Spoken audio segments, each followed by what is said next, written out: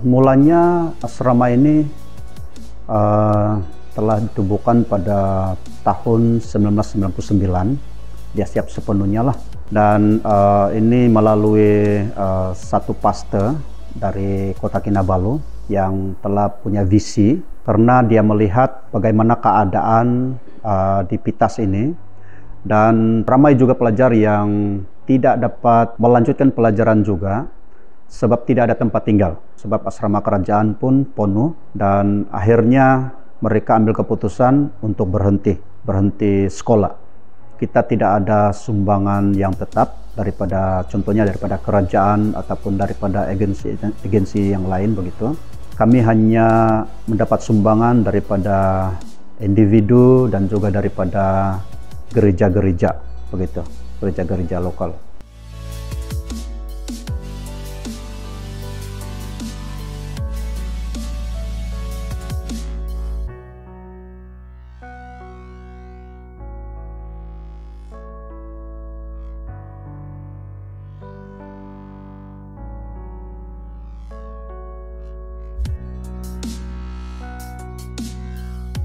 Bukan hanya kita memikirkan tentang makanan saja, kita perlu juga pikirkan tentang membayar bil-bil elektrik, termasuk bil air.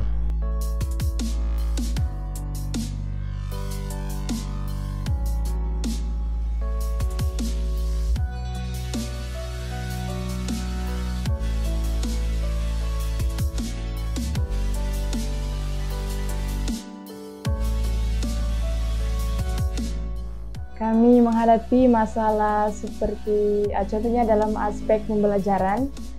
Contohnya kami mau menyiapkan sesuatu kerja, kami memerlukan rujukan, tapi kami tidak rujukan sebab salah satu aspek kurang sumber keuangan, jadi susah dapat beli bahan rujukan. Tiada gadget untuk cari-cari maklumat macam laptop. Kami dapat guna di sekolah saja.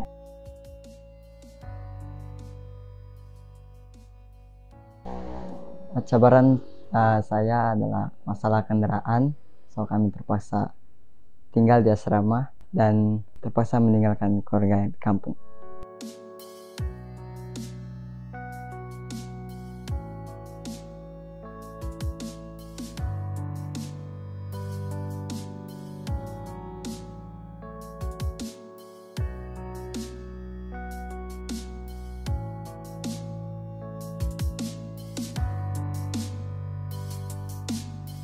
Seperti yang kita dapat tahu, Pitas merupakan salah satu daerah termiskin di Malaysia. Disebabkan isu kemiskinan ini, banyak anak-anak muda di sana terpaksa berhenti bersekolah disebabkan ibu bapa tidak mampu untuk membayar yuran persekolahan. Selain daripada itu juga, banyak anak-anak muda di sini tidak dapat mencari peluang pekerjaan. Oleh itu mereka terpaksa berhijrah di kawasan bandar untuk mencari peluang pekerjaan.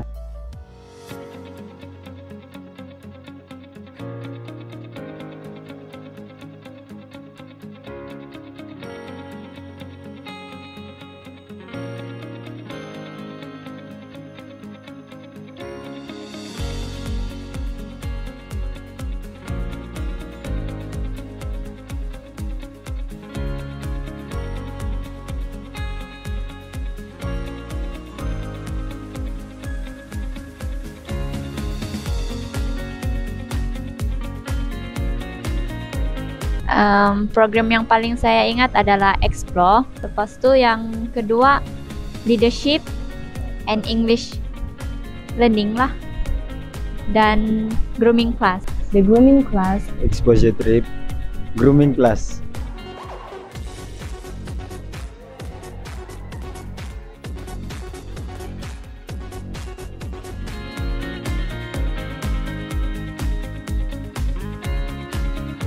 So this program, they build my confidence in dressing up somewhere, like when I go for an interview in this big city, so I can get more confidence making my own resume.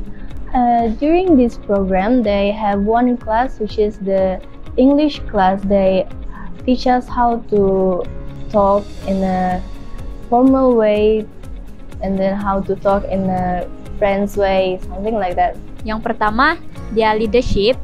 Di sana dia mengajar kita macam mana cara kita guide orang begitu. Lepas tu, yang kedua, communication. Sebab dalam pekerjaan saya sekarang kan dia sangat memerlukan communication lah. Kebanyakan anak-anak muda luar bandar selepas habis belajar, banyak di antara mereka tiada hala tuju kerana mereka tidak tahu ataupun kurangnya pendedahan. Hal ini berlaku disebabkan kurangnya pendedahan, akses, didikan dan persiapan yang cukup. Justru itu, seperti yang tertulis dalam Alkitab, Amsal 22 ayat 6, didiklah orang muda menurut jalan yang patut baginya. Tambahan itu, kami juga menekankan identiti mereka sebagai orang Kristian yang taat kepada Tuhan dan yang paling penting mereka tidak berasa terlalu rendah diri. Seperti yang tertulis dalam ayat Alkitab 1 Timotius bab 4 ayat 12. Janganlah seorang pun memandang rendah masa mudamu. Jadi melalui program Flourishing Journey ini, kami sudah pun menyediakan beberapa sesi yang boleh meningkatkan confidence level mereka. Mereka diberikan peluang dan juga pendedahan untuk menyuarakan pendapat dan juga membentangkan hasil daripada perbincangan bersama dalam kumpulan. Oleh itu, diharapkan melalui program ini, mereka juga dapat bersaing dengan belia-belia di kawasan bandar dan akhirnya mereka berjaya dalam bidang yang mereka ceburi kelak.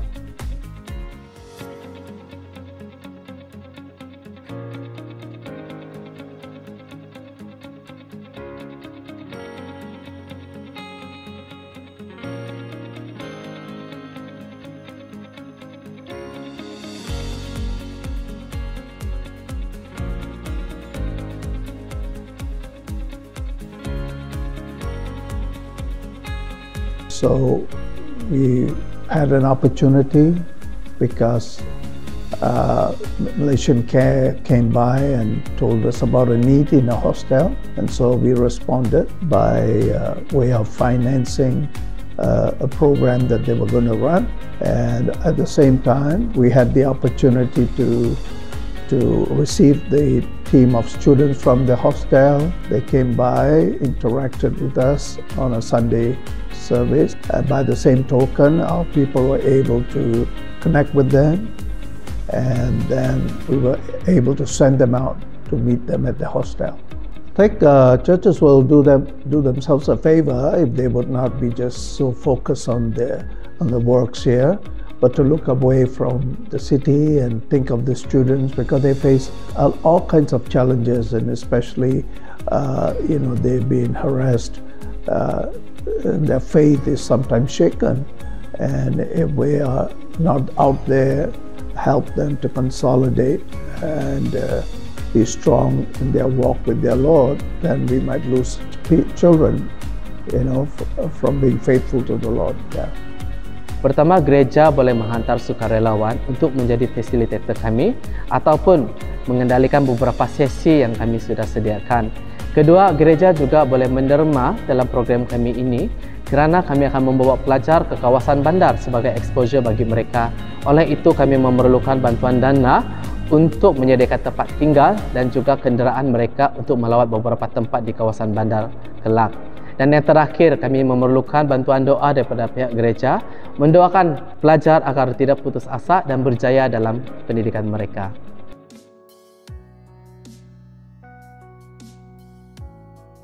Di Malaysian Care, kami percaya setiap anak muda mempunyai potensi. Namun begitu, disebabkan kurangnya pendidikan dan juga peluang, terutama sekali mereka yang berasal daripada kawasan luar bandar, mereka tidak menyedari potensi yang mereka ada. Oleh itu, marilah kita bekerjasama untuk memberikan kesedaran kepada anak-anak muda khususnya di kawasan luar bandar dan mengaplikasikan program ini di tempat-tempat yang lain agar anak-anak muda dapat dibantu untuk menyedari potensi yang mereka ada.